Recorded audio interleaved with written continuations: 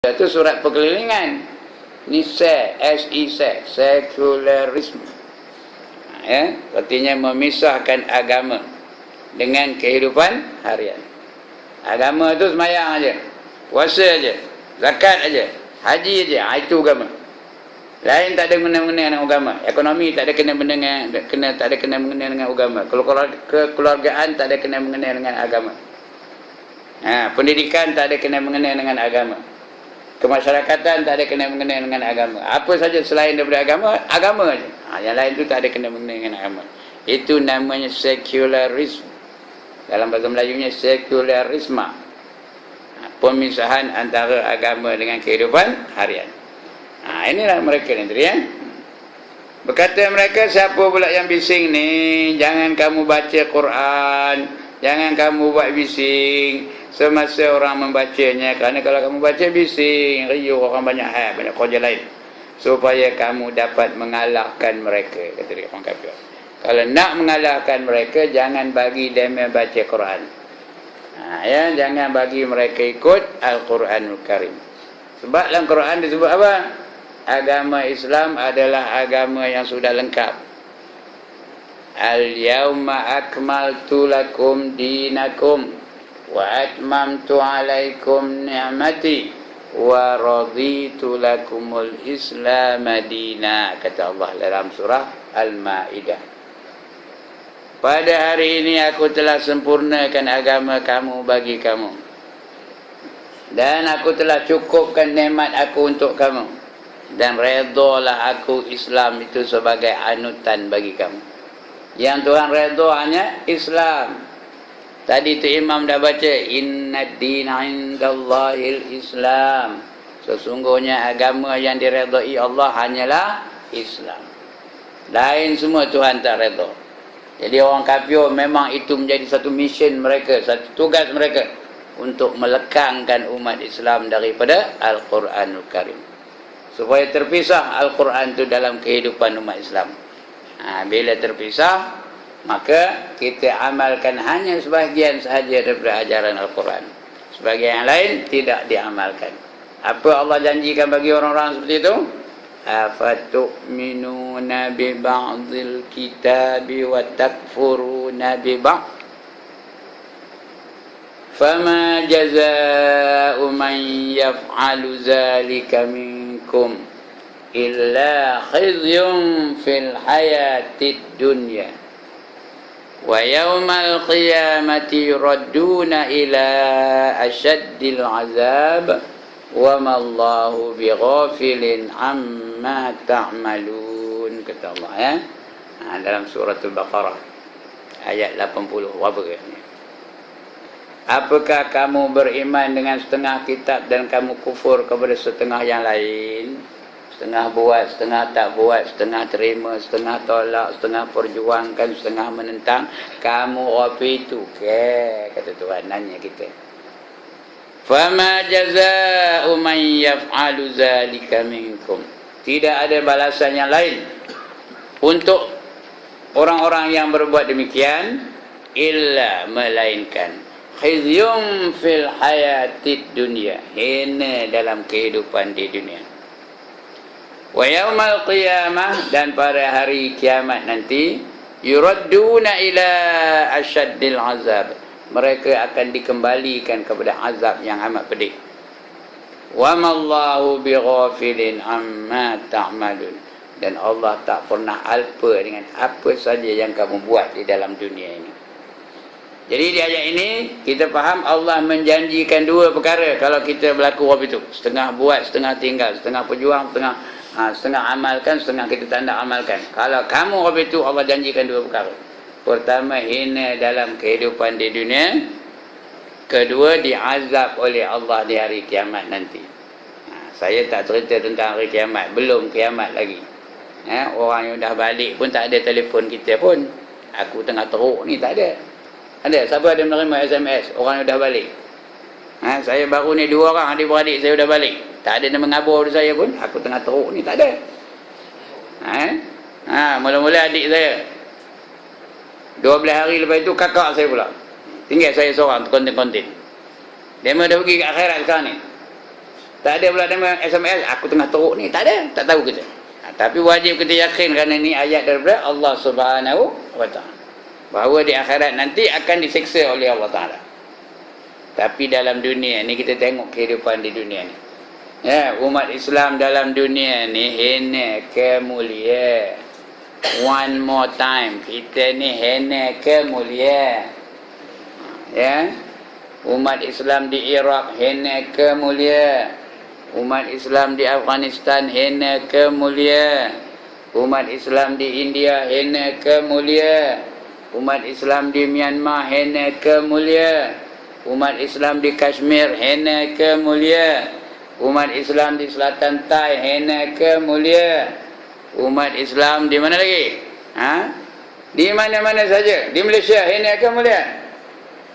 Semua kita sedang dihina oleh Allah Subhanahu wa ta'ala. Kerana kita amalkan Islam sebahagian-sebahagian saja. Semayang ramai. Ini kira ramai ni. Tapi ekonomi tak ada kena-mengena dengan Islam. Puasa semua orang puasa. Tapi kemasyarakatan tak ada kena-mengena dengan Islam. Didik anak tak ada ikut Islam. Sebab itu kita ni sekarang dalam kehinaan. Allah hina kita. Sehinggalah kita kembali kepada Islam semula. Duribat alaihimuz zillatu aynama suqifu illa bihablim minallah wa hablim minan nas, kata Allah dalam surah Ali Imran juga. Akan ditimpa kehinaan di mana sahaja kamu itu berada. Kamu itu maksudnya orang Islam. Aynama takunu, bukan. Duribat alaihimuz zillatu aynama suqifu, di mana saja kamu itu berada, kamu akan dihina. Illa, melainkan hablum minallah, kamu akan menghubungkan diri kamu dengan Allah, wa hablim minan nas, dan juga menghubungkan diri kamu bersama manusia, baru tak hina. Jadi kalau kita hendak kembali berdaulat, hendak kembali menghilangkan kehinaan dalam kehidupan kita, we have got no choice. We have got to come back to Islam in every aspect of life. Dalam segenap aspek kehidupan mesti ikut cara Islam. Mesti kita pegang kepada Al-Quranul Karim dan juga hadis Nabi sallallahu alaihi wasallam. Baik, itu mukadimahnya, dekat setengah jam mukadimah dia. Huraiannya, orang-orang musyrik, orang kafir, orang-orang musyrik Quraisy apabila mendengar Nabi Muhammad sallallahu alaihi wasallam sedang membaca Al-Quran kepada para sahabat, mereka telah mengatakan kepada teman-teman mereka yang sama-sama kufur. Dia kabur pada geng-geng dia, orang kafir tu. Apa dikabur oleh mereka yang sama-sama kufur tu? Apa kata? Begini, janganlah kamu ikut mendengarkan bacaan Al-Quran ini. Jangan kamu dengarkan bacaan Al-Quran tu. Tutup telinga kamu.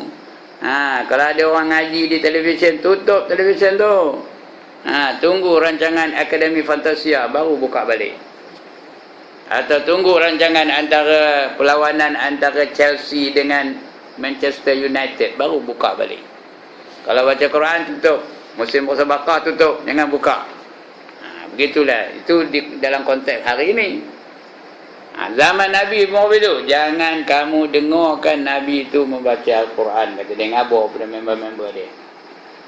Sebaliknya mereka menyuruh teman-teman mereka supaya melakukan keributan dan membuat bising. Ganggu mereka, kacau mereka. Bila orang tengah baca Quran tu, bising. Nyanyi lagu-lagu komer. Karaoke dan komer. Dangdut dan komer. Jangan biarkan orang Islam tu membaca Al-Quran. Buat bising. Misalnya dengan mendeklamasikan saja. Itu orang Arab dululah. Orang Arab dulu dia dah pandai bersajak tau.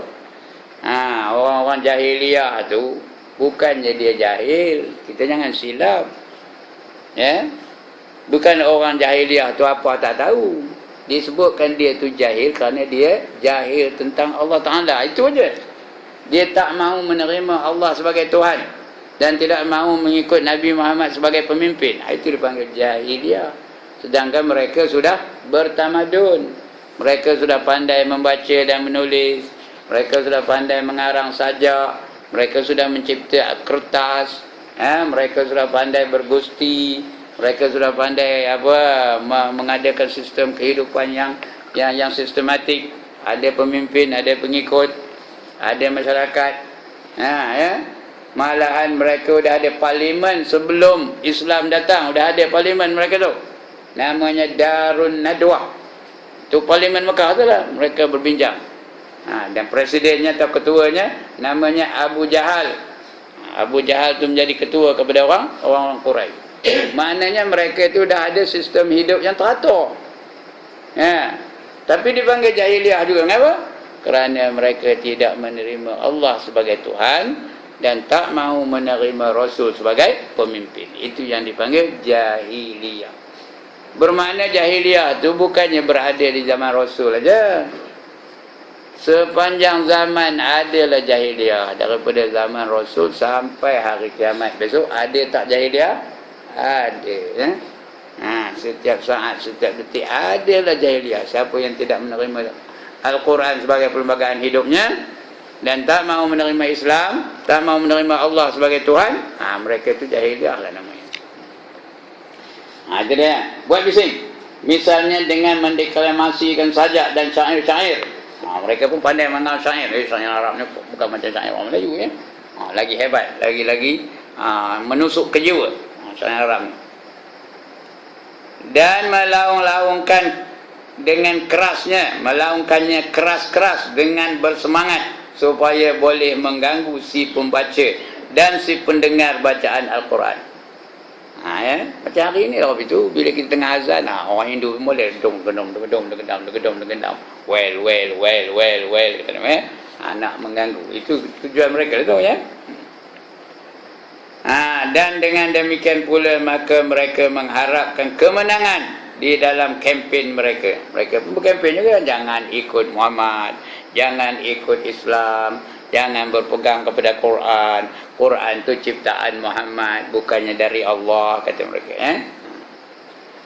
Supaya manusia lekang daripada Al-Quran Karim, tidak mengikut Al-Quran, sehingga mengalahkan rancangan pembacaan Al-Quran itu.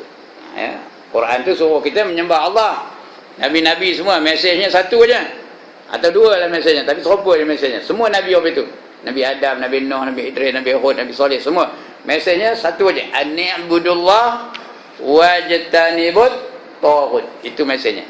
An-ni'budullah artinya apa? Hendaklah kamu menyembah Allah wajtanibut taghut, dan jauhlah kamu daripada taghut. Taghut itu artinya benda yang menyesatkan. Apa saja yang boleh menyesatkan manusia itu dipanggil taghut. Nabi-Nabi itu mesejnya itu aja. Nabi Adam pun itu, Nabi Nuh pun itulah mesejnya. Sembahlah kamu akan Allah dan jangan jauhilah kamu daripada taghut. Ini mesej Al-Quran yang dibawa oleh Nabi-Nabi daripada dulu sampai sekarang. Ya. Jadi mereka nak mengalahkan rancangan orang-orang Islam pada ketika itu. Bila orang baca Quran dia bising dan sebagainya.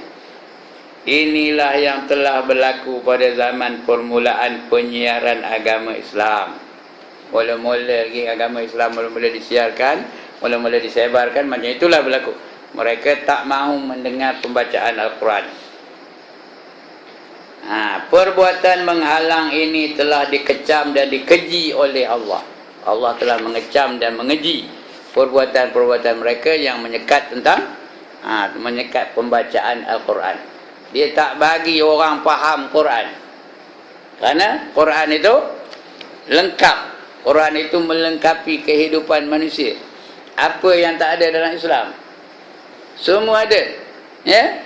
Apa bidang yang tak ada dalam Islam? Dan Allah larang kita. Bila baca Quran barulah kita tahu apa yang ada dalam Al-Quran Al-Karim. Dalam mana kita tahu?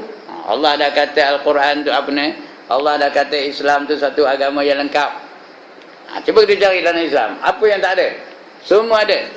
Perubatan ada, pendidikan ada, ekonomi ada, kemasyarakatan ada, pemerintahan ada, apa pun ada dalam Islam. Islam tu dah lengkap. Yang ini dia suruh lekang dengan Quran tu, jangan rapat dengan Quran. Jangan kamu baca Quran. Jauh kamu dari Al-Quran. Supaya kamu tak faham apa yang ada dalam Islam. Maka kita pun jauhlah dari Islam, jauh dari Quran. Maka bila jauh dari Quran, jauhlah dari Islam. Itu yang berlaku hari ini. Kita ingat Islam tu hanya sembahyang, puasa, zakat, haji, baca aja, baca Quran, wirid, zikir je, itu je. Yang lain kita rasa tak ada kena-mengena dengan Islam. Macam orang butir dengan gajah lah. Tak pernah dengar ke cerita orang butir dengan gajah? Saya kata Rejah 2 macam cerita orang butir dengan gajah ni, tahu? Masa Rejah 2 ada cerita tu. Dalam satu, nak cerita lah pagi ni, ya orang tahu. Dalam satu kampung ada 4 orang butir. Orang butir tu rajin berjemaah ke masjid. Orang celik tak berapa rajin. Orang butir tiap-tiap waktu mereka adalah ke masjid. Udah lepas maghrib tu orang butir tu bersama-sama mereka beronggok-onggok lah. Orang butir sama dengan orang butir. Orang ahli sokan sama dengan ahli sokan. Orang kaki pancing bersama dengan kaki-kaki pancing. Kerani bersama dengan kerani. Cikgu bersama dengan cikgu. Kan begitu kan? Birds of a feather flock together. Burung yang sebulu selalunya bersama-sama dengan sama dengan dia lah. Burung murai dengan burung murai, burung pipit dengan burung pipit, burung merabah dengan burung merabah. Manusia pun begitu juga. Orang butir sama orang butir, kerani sama kerani, cikgu sama cikgu. Dalam sembang tu orang butir pun cerita lah. Orang celik ni untung ya, katanya. Dapat dia menengok keindahan alam. Kita ni gelap aja alam ni. Tak dapat kita tengok mana rupa alam ini. Kita ni malang betul, kata orang butir tu. Kata orang nombor 2. Teman setuju cakap mikir. Kita ni apa tak dapat tengok. Gajah pun kita tak pernah tengok. Kata yang nombor 3 tu. Teman setuju kata. Kata dia gajah tu hebat. Kata dia gajah tu terror. Kata dia gajah tu gagah. Kita tak dapat tengok gagah. Tengok gagah dulu. Tengok gajah. Tak tahu mana apa gajah mana. Kata yang nombor 4 tu, betul. Kata yang komen, aku setuju benar kita ni. Kalau dapat tengok gajah, kan bagus. Dengan izin Allah pada ketika itu, minggu itu datang dari satu sarkas. Tahu ke sarkas? Ya Allah, dia tak tahu sarkas. Nari tak berapa ada dulu zaman kita budak-budak tu banyak sarkas kan? Datang dari sarkas dari India. The Grand Circus of India. Mainlah di padang bola Simpang Pulai. Mana padang bola ni? Padang bola sekolah kebangsaan Simpang Pulai. Tak mana-mana entah saya apa itu. Di antara binatang yang dibawanya termasuklah gajah. Bila dengar gajah tu datang, pada hari pula sebelum pembukaannya diadakan promosi. Semua orang boleh masuk dalam sarkas tu percuma. Boleh bergelemak dengan binatang-binatang yang dibawa oleh mereka. Boleh bercampur dengan gajah, boleh bercampur dengan kuda, boleh bercampur dengan zirafah, boleh bercampur dengan apa? Dengan harimau, singa tak adalah, dia melang-kadang. Dengar itu orang buta tu betul, bergegas-gegas datang. Mana gajah, mana gajah, mana gajah, aku nak tengok gajah, mana rupanya kita? Jumpa Haji Daud, bawa aku gajah ni, kepada gajah Haji Daud. Haji Daud pun bawa. Nah, ini gajah, pegang katanya. Dia pun terpegangkan ekor gajah.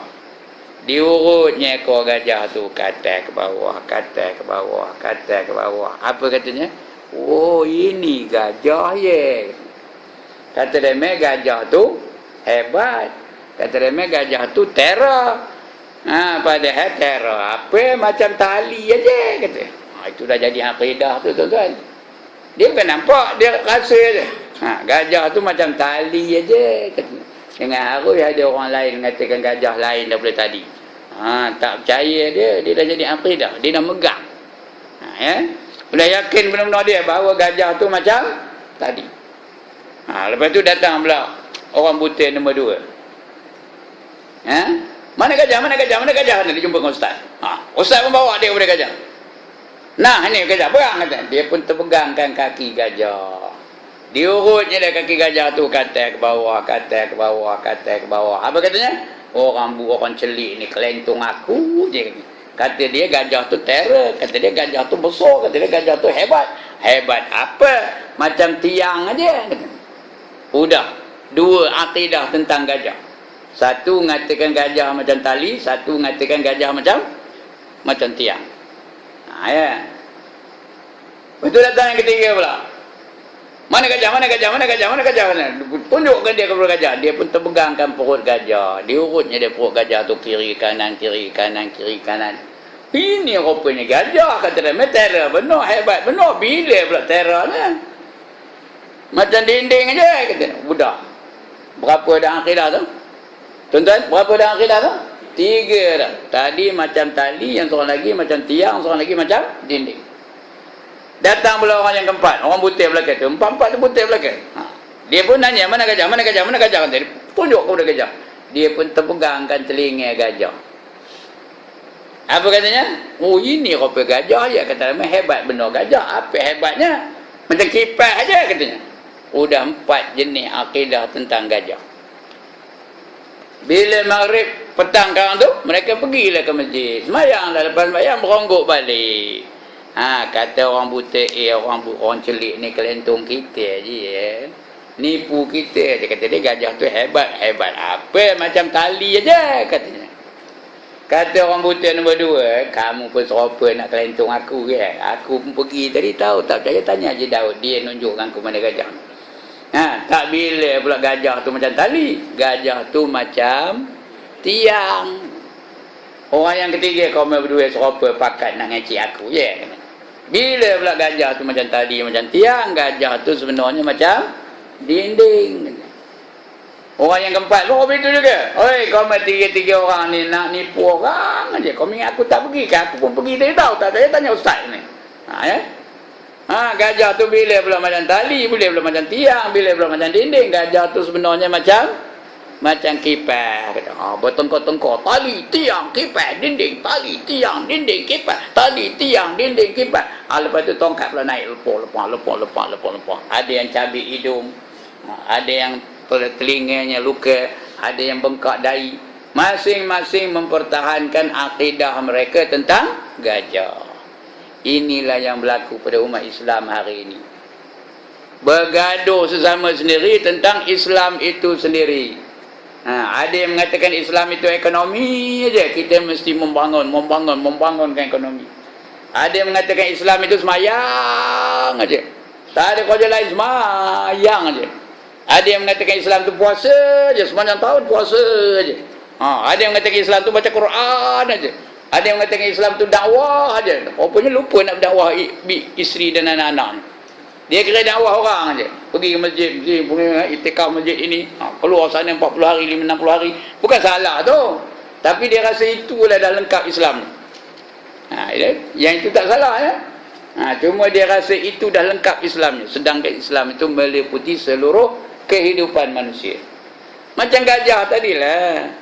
Gajah tu artinya himpunan ekor, kaki, belalak, gading, lagi telinga, dihimpunkan semua itulah namanya gajah. Kalau adalah orang ambilnya gading gajah tu dibawa dalam motor tu, dia round keliling simpang bulan. Tanya orang, kamu bawa apa tu? Teman bawa gajah. Kata, percaya ke orang? Percaya ke orang? Yang dibawanya apa? Gading gajah saja. Begitulah hari ini. Dia mengaku dia tu dah Islam benar kerana dia rajin sembahyang. Dia mengaku dia dah Islam benar kerana dia menaikkan ekonomi Islam. Dia mengaku dia dah Islam benar kerana dia akhlaknya baik. Dia mengaku dia dah penuh lengkap Islamnya kerana dia dah berdakwah. Sana kemari berdakwah. Macam saya ni, pagi petang siang malam berdakwah. Udah lengkap dah Islam tu. Duduk atas kursi ngangguk dah, dia penganggur je. Aku esok mati syurga mana lagaknya? Syurga Firdaus ke? Jannatul Naim ke? Jannatul Ma'wa ke? Orang Rabi itu orang apa keluarnya? Orang perasan. Tahu apa arti perasan? Ya Allah, dia mesti tahu perasan. Perasan apa? SS. Apa SS? Syok sendiri. Sedangkan Islam itu meliputi keseluruhan kehidupan manusia. Everything you do must be in the Islamic way. Kalau tidak, Tuhan tak terima. Wa man yabtaghi ghairal islami dina falan yuqbala min wa huwa fil akhirati minal khasirin, kata Allah. Barang siapa mencari satu cara hidup lain daripada Islam, maka tidak diterima oleh Allah. Allah kata lan, falan yuqbala minhu, maka sekali-kali no way Allah will accept. Lan tu tak ada jalan Tuhan nak terima. Dan dia di akhirat nanti tergolong ke dalam golongan orang-orang yang rugi. Itu dia ya. Kalau kita amalkan Islam sekat-sekat. Pasal apa dia amal sekat-sekat? Dia faham itulah Islam yang sebenarnya bagi dia.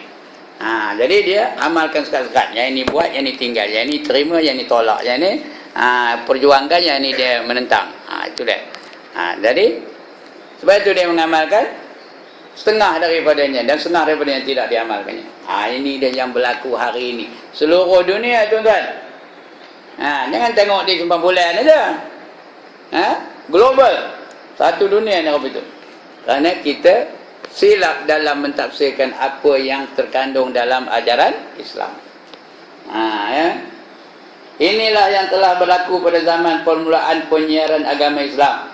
Perbuatan menghalang ini telah dikecam dan dikeji oleh Allah, namun masih ada dalang yang meneruskan usaha-usaha yang seperti ini sepanjang zaman. Sepanjang zaman, every season ada orang-orang yang menghalang perkembangan Islam, yang menghalang perkembangan dakwah, yang menghalang usaha-usaha untuk berdakwah.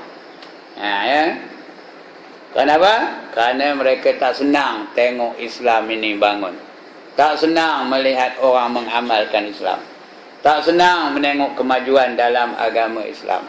Ada aja usaha-usaha untuk menghalang perkembangan Islam di mana-mana saja. Satu dunia ni satu dunia ni, terutamanya Amerika, bila tengok aja Islam membangun, dia mulalah mengatur rancangan-rancangan untuk menolak perkembangan Islam, supaya orang tak amalkan Islam.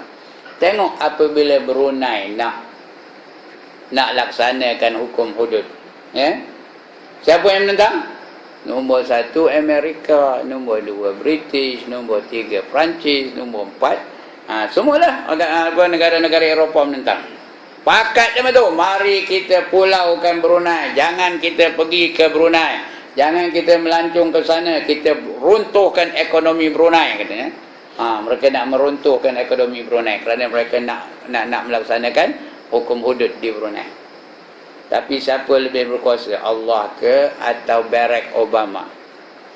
Allah lebih berkuasa. Belum pun dilaksanakan hukum hudud, Brunei dah jumpa 7 telaga minyak. 7 telaga minyak sekarang ni sedang beroperasi, yang minyaknya boleh bertahan selama 600 tahun. Kau nak pulau-pulau lah. Ada ke negara yang boleh memulaukan minyak? Minyak ni satu komoditi yang sangat diperlukan oleh seluruh dunia. Kamu tak nak beli, tak apa, orang lain boleh beli. Jadi 600 tahun boleh bertahan. Nampak Allah punya kuasa. Apabila dilaksanakan hudud di Brunei, belum laksana pun. Dia akan dilaksanakan tahun 2015. Belum lagi. Pun Allah dah bagi bantuan. Tapi agak-agak dia diam ke? Agak-agak Amerika diam ke? British diam ke? Mereka akan berusaha untuk menggagalkan lagi. Siapa ingat seorang pemimpin yang nak melaksanakan Islam dalam negaranya? Namanya Zia-ul Haq. Ada pun nak dengar nama itu tak? Ya Allah, Zia-ul Haq tu orang mana? Orang Kampung Gajah ke? Orang mana Zia-ul Haq? Orang Pakistan. Dia nak menjadikan Pakistan tu negara Islam. Apa jadi dia? Jatuh dari kapal terbang, meletup kapal terbang, tak tahu siapa meletupnya sampai hari menjadi misteri, siapa pun tak tahu. Ini perancangan siapa ni? Perancangan orang kafir lah untuk menentang pelaksanaan hukum Islam. Bila ada je orang nak amalkan Islam, bila ada je orang nak melaksanakan Islam dalam hidupnya, adalah penentangan-penentangan. Memang itu berlaku sunnah hidup itu. Dan kita akan berdepan dengan penentangan-penentangan sampai turunnya Imamul Mahdi atau munculnya Imamul Mahdi, sampai munculnya Nabi Isa AS. Ketika itulah baru Islam membangun. Setakat ini kita terpaksa menghadapi ujian-ujian, rintangan-rintangan, halangan-halangan, dalam melaksanakan Islam dalam hidup kita. Ya. Namun masih ada dalang, ini namanya dalang. Ya, perkembangan Islam ada oleh orang yang kerjanya tak ada lain, nak memantau tuan guru ngajar. Itu ada je gitu. Tengok apa dia ajar, sensitif ke tak. Ya. Betul. Datanglah telefon, tuan bulan depan tak apa, tak payah datang ustaz. Ada ke tak ada? One more time, ada ke tak ada? Ada satu ustaz sudah duduk opini tahu? Sudah duduk opini. Tak usah kabur mana tempatnya. Datang kuasa masjid tu kata, jangan, tak boleh kata. Ustaz tak boleh ngajar sini kata. Tahu? Sudah duduk. Program dia sudah ada, dia petunjuk tahu dah. Ini sultan bagi saya tahu dah. Sultan yang bagi. Siapa kuasa? Kamu kuasa ke sultan kuasa? Dia mengerat, tak boleh juga. Pasal apa? Menghalang perkembangan Islam. Ini yang berlaku ni dah memang sunnah apa itu. Sudahnya tak dibagi dia juga. Tak dibagi dia juga kawan tu ngajar. Pasal apa? Diganggu oleh kerongge. Tahu ke kerongge? Ya Allah, dia minta tahu apa kerongge. Lantaklah pagi ni hot sikit. Tahu ke apa kerongge? Kerongge tu kalau dia ada di pokok manggis, dia makan ke tak buah manggis tu? Sekali lagi. Kerongge kalau ada di pokok jambu, dia makan ke tak buah jambu tu? Kalau dia duduk di pokok rambutan, dia makan ke tak buah rambutan? Tapi kalau dia ada di pokok rambutan, cetera panjat pokok rambutan tu nak ngambil buahnya. Apa dia buat kerongge tu? Biar je kan? Apa dia buatnya? Mungkin dia kokok-kokoknya. Macam itulah kerongge. Dia tak makan buah tu, tapi diganggunya orang yang nak mengambil buah-buahan itu. Hari ini ramai ke tak ramai kerongge? Ramai ke tak ramai kerongge? Ramai. Dia ngajar tak boleh. Orang lain nak ngajar tak baginya. Dia tak tahu ngajar. Orang lain nak ngajar tak baginya. Ini kerongge. Mudah-mudahan dalam masjid ni tak ada lah kerongge. Lantaklah marah-marah datang bulan depan telefon, tak payah datang ustaz. Tak ada datang lagi. Ini dia kerongge yang berlaku hari ini di mana-mana seluruh dunia ni. Jangan tengok cuma bulan aja. Jangan tengok di kawasan ini aja. Everywhere, global, berlakulah kerongge-kerongge. Banyaklah kerongge-kerongge yang menghalang perkembangan Islam. Kerana musuh-musuh Islam ni sentiasa mencari jalan supaya Islam tidak berkembang. Inilah yang berlaku seluruh dunia. Mudah-mudahan kita dapat melepasi halangan-halangan itu. Perbuatan menghalang ini telah dikecam dan dikeji oleh Allah.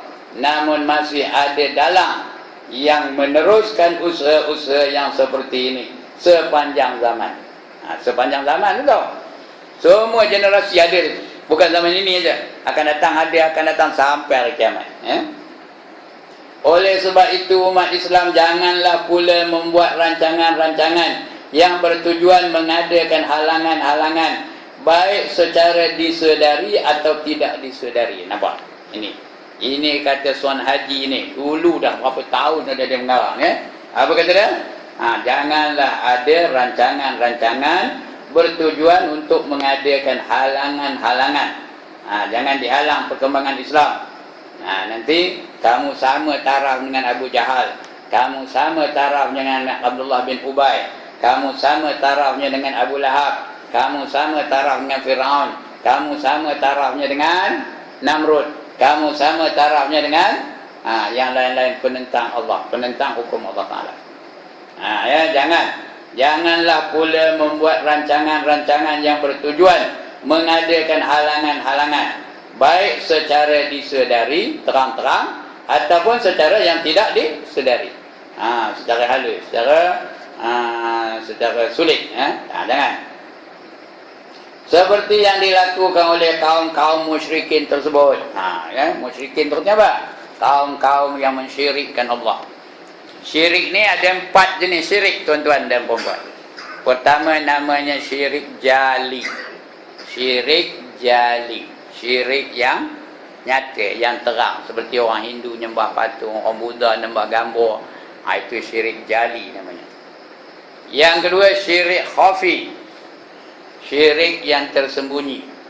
Kita tak tahu, kecuali kita ada ilmu baru tahu. Seperti menyamakan hukum Allah dengan hukum manusia. Hukum ciptaan manusia itu kerjasama dengan hukum Allah. Serupai aja gitu. Orang mencuri potong tangan itu bukan tak baik, bagus tu kata. Tapi kita masukkan dalam jail, bagus juga. Dah menyerupakan hukum Allah dengan hukum ciptaan manusia. Itu syirik khafi. Tersembunyi, kecuali orang yang ada ilmu pengetahuan baru tidak tersembunyi.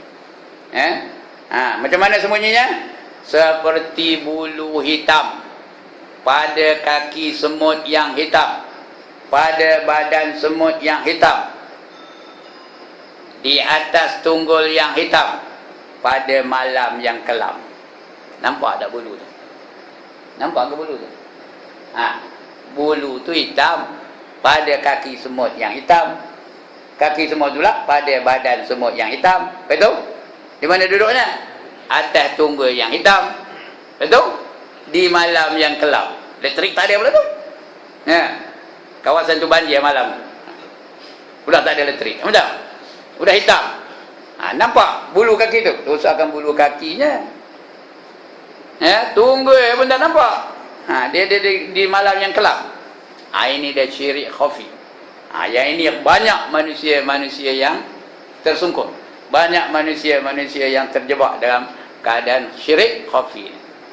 Kedua-duanya kafir belaka. Sama ada jali atau khafi, kedua-duanya tu kafir belaka. Sebab itu kita kena faham, kena kenal yang mana batas-batas yang memisahkan antara iman dengan kufur. Kena tahu apa perkara yang boleh menyebabkan batal akidah kita.